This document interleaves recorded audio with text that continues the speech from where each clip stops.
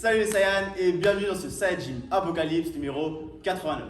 Cette fois c'est moi qui prends un petit peu la parole et c'est Imad qui va essayer d'en faire un maximum pour pouvoir démontrer tout ce qu'on peut faire aujourd'hui. Allez, on lance directement l'échauffement.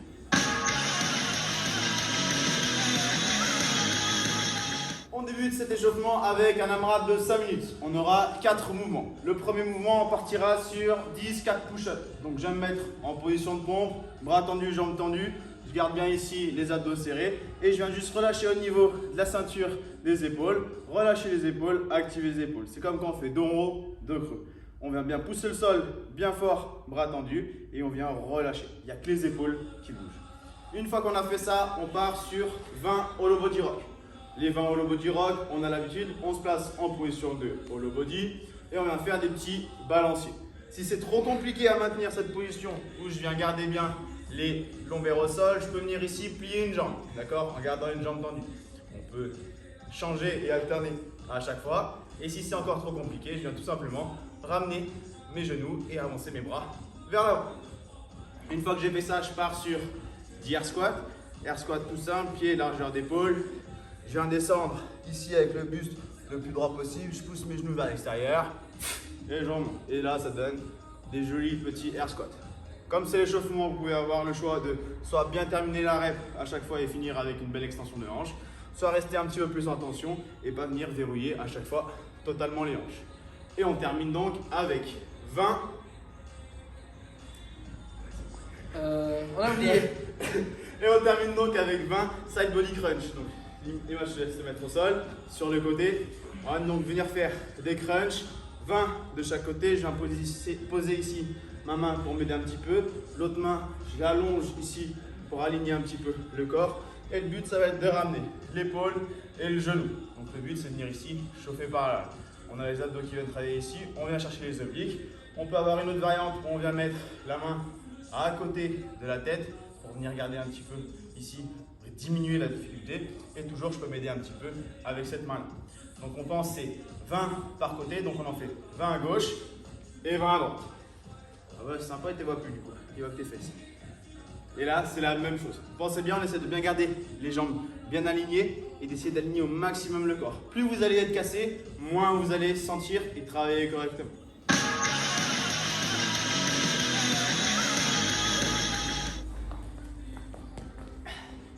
Et pour le skill, on va partir sur un skill d'haltéro. Le but, c'est de venir travailler un peu toutes les positions qu'on a avec la barre au-dessus de la tête. Donc vous aurez tout simplement besoin d'un bâton ou une barre d'haltéro à vide si vous l'avez. On aura réalisé 4 fois le complexe suivant. C'est pour qu'il voit bien. Oui, non mais... Ça fait beau et bien, mais Non. vous verrez bien comme ça. Hop. Alors je viens barre au niveau des épaules. On va partir donc sur 5 strict press, donc 5 développés militaires. Donc on pense bien, on vient bien serrer ici les abdos, on tend complètement les jambes et on vient bien la poser sur les épaules. On pense à bien enlever la tête, j'envoie ma poussée de bras et une fois que j'ai envoyé ma poussée de bras, je peux revenir placer la tête et terminer mon extension de bras au-dessus. Donc voilà, là on voit bien que la barre elle passe, c'est la tête qui s'enlève, c'est pas la barre qui part vers l'avant.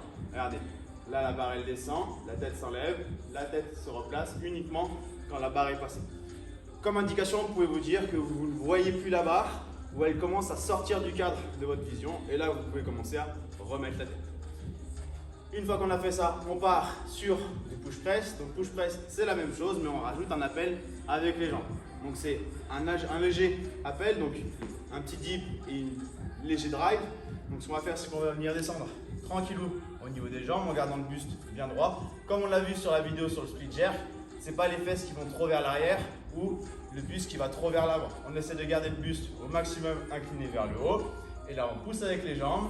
Et une fois que j'ai fini mon extension forte des jambes, je refais la même chose que j'avais tout à l'heure en laissant passer la barre et en poussant fort avec les bras. Encore une fois, hop, je pousse avec les jambes et je finis avec les bras. On pense bien, c'est bien les bras après les jambes. Donc jambes-bras. Pensez à ça. Dites-vous, je sens talon au sol. Une fois que les talons poussent fort, j'envoie fort les coudes vers le haut et je termine ma répétition. Donc 5 reps comme ceci. On passe directement avec 5 reps de push jerk. Donc le jerk, c'est venir descendre sous la barre. On refait la même chose. Je pars sur un léger rappel. Je vais sauter moi. Je fais en Oui, tu le fais en office. Ouais, en confiance. Donc là, Imad va le faire sans le saut, donc sans la réception forcée vers le sol. Il va le faire sans bouger les pieds, donc sans la perte d'appui. Vous faites-le avec votre perte d'appui. Voilà. Donc le but, c'est même chose que tout à l'heure. Je descends, appel avec les jambes. Je pousse fort avec les jambes. Je croyais que tu ne sautais pas. J'envoie les bras. Et au moment où je sens que je commence à pousser avec les bras, c'est là que je commence à descendre sous la barre. Donc là, Imad va faire un bel appel. Il va pousser fort avec les jambes. La barre commence à se décoller. Là, il commence à pousser avec les bras. Et c'est là qu'il redescend dessous. Quand on vient descendre dessous, vas-y, je te laisse encore en faire un avec une petite pause sur ta réception. Hop, sur la réception, là, on voit quand même que les fesses vont vers l'arrière. Les épaules sont légèrement vers l'avant. Pensez bien qu'on ne veut pas ici des fesses effacées. On veut les fesses utiles, donc il faut que vos fesses elles sont en position de réception, comme si vous deviez partir sur un squat sur la suite. Tu m'en fais un dernier petit? Appel, impulsion, réception. Super. Et pour le dernier, on passe sur le split jerk. Et on fera une pause de 1 à 2 secondes pour vérifier que vos pieds soient bien placés. Donc on le rappelle, le split jerk c'est appel plus extension et réception en fente. Et qu'est-ce qu'on se rappelle? C'est surtout la position des pieds. Donc là on voit que le genou ne dépasse pas la pointe, donc c'est nickel, il est puissant sur la réception. La pointe, elle regarde un petit peu vers l'intérieur. Et la jambe arrière, elle pourrait regarder un tout petit peu plus voilà, vers l'intérieur pour aller regarder le pied qu'on a vu sur l'avant. La jambe arrière, elle est semi-fléchie. Franchement, là, c'est pas mal. On s'en fait encore quelques-uns. Allez, même chose. Je fais mon appel, j'en vais faire une impulsion.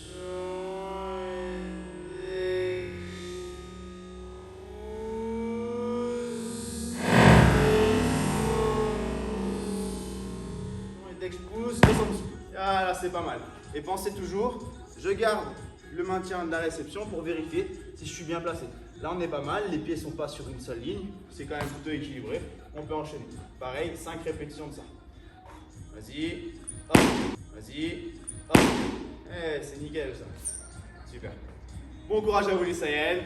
On passe au web. Et n'hésitez pas à regarder la vidéo spéciale sur le split jerk. Vas-y, hop. C'était ça, j'ai ma Apocalypse numéro. On sait plus. 81. 81. Ok les Saiyans, du coup on va pouvoir passer au mode Apocalypse. Du coup pour le mode Apocalypse, c'est un petit peu spécial. Aujourd'hui on va reprendre quelques qu'on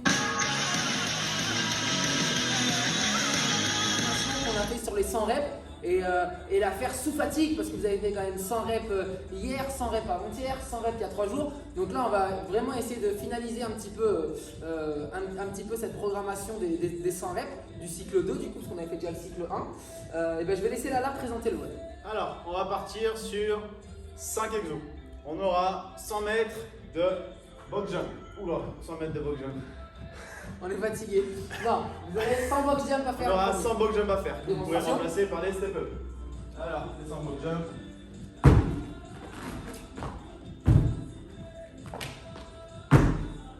Ok, et les step up. Donc vous pouvez choisir votre hauteur, d'accord? On ne vous impose pas de hauteur particulière, d'accord? Faites avec ce que vous avez à la maison ou dans un parc près de chez vous. Ensuite, on enchaîne avec 100 mètres de handstand walk.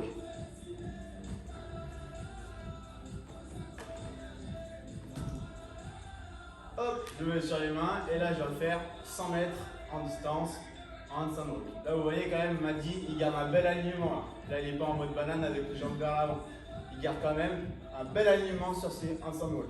Et il nous fait même une demi-valse pour faire son aller-retour. Donc on pense bien, c'est la même chose que sur votre tapis épaule, c'est j'enlève une main pour placer l'autre. On essaie de ne pas trop rusher, de ne pas aller trop vite et de garder quand même une gestion de son équilibre pour pouvoir avancer. Je ne me laisse pas tomber vers l'avant et je rattrape pour avancer. Quand on marche, c'est la même chose. On se concentre chaque pas, chaque fois. On ne se pousse pas en avant et on rattrape comme on peut. On essaye de maîtriser. On peut le remplacer. On peut le remplacer par 100 mètres de gear walk. Ça je peux pas, ça me tire. Ah ça tu peux pas? Ok. Vous allez voir, ça tire sur l'ischio, du coup c'est pour ça que je peux pas le faire. Donc du coup on se place bien et on essaie de mettre, vous voyez, regardez comme il est sur les pointes de pied, c'est pour mettre vraiment du poids sur l'épaule et qu'ils sentent vraiment que c'est sur les épaules que ça travaille. Donc il y a juste les ischios qui tirent, donc ça c'est normal, mais le poids est quand même réparti bien sur les épaules. Justement c'est pour apprendre le handstand walk, donc c'est pas pour rien qu'on essaie de se mettre au maximum sur les épaules. Donc voilà, et si vous n'êtes pas assez souple, vous avez le droit bien évidemment de plier un petit peu les jambes. On peut aussi remplacer par 100 tapis épaule. Et par 100 tapis épaule, ouais. pouvez le remplacer si vous ne pouvez pas faire ni l'un ni l'autre. Soit les tapes-épaules comme ça, d'accord? Ou soit toutes celles qu'on avait vues. Vous avez juste à regarder le Saiyajin Apocalypse de hier et vous verrez toutes les adaptations qu'on a fait pour les tapes-épaules. Hop, on enchaîne avec 100 Russian Swing. Alors, du coup, Russian Swing, nous ce qu'on veut sur les Russian Swing, c'est vraiment faire travailler la hanche. On n'en a rien à faire de où est-ce que la kettlebell va monter, d'accord? Même le niveau des yeux, pour moi, c'est pas une référence. C'est une référence en compétition, oui, mais à l'entraînement, ce qu'on veut, c'est vraiment à quel point vous allez utiliser votre extension de hanche et votre extension de jambe. Donc vas-y là, première, on commence là, voilà, et on envoie très fort. Et hop, et on essaie de, écoutez, il fait un petit, parce qu'il synchronise tout simplement son effort avec sa respiration. Il souffle au moment de l'effort. Et hop, très fort. Et il garde le dos bien droit. Il ne va pas chercher, il ne va pas se laisser complètement tomber. Donc les ischios viennent tirer et d'un coup, boum, il vient se mettre en extension de hanche et en extension de jambe. Très bien. Si vous n'avez pas de kettlebell, ça se fait très bien à l'haltère et ça se fait très bien avec un sac à dos en mettant du poids dedans. On enchaîne avec 100 push-up. Donc c'est Madi qui va vous les montrer.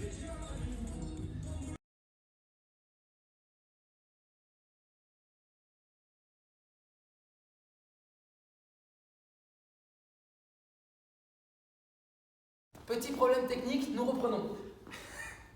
Alors on part du coup sur 100 push-up. 100 push-up, je pense, j'aligne cheville, genou, hanche et genoux et épaules. Je viens bien poser ici les pecs au sol, les bras qui suivent le long du corps. On pense bien à bien venir gainer ici au niveau des abdos et serrer au niveau des jambes. Si c'est trop compliqué, je viens comme d'habitude poser le genou quand j'arrive en bas. Quand je finis mon extension de bras, ici, hop, je retends. Je descends, je pose le genou, hop, je retends. Même chose, par contre, on pense toujours bien à bien toucher les pecs au sol. Et si c'est encore trop compliqué, bah, tout simple, je me mets directement sur les genoux. Je fais bien attention à continuer à aligner ici hanche, genoux et épaules en essayant de forcer mon extension des hanches. Et là, même chose, je viens toucher les pecs et jambes. Donc 100 push-up. Une fois que j'ai fait mes 100 push-up, et bah, je repars dans l'autre sens. Du coup, je repars avec les Russian Swing. Je me replace, j'envoie la hanche. Même chose, c'est pas parce que je suis fatigué que je continue pas à me concentrer sur ce que je faisais. Ce qu'on veut vraiment sur les Russian, comme j'ai expliqué tout à l'heure, c'est vraiment une belle extension de hanche. Pensez à ça, même avec la fatigue. On enchaîne avec les handstand walk. On repart encore sur 100 mètres de handstand walk. Ou de beer walk, ou encore les 100 tapes épaules. Et une fois qu'on a fait ça, on termine avec le premier qu'on a fait, 100 hop là.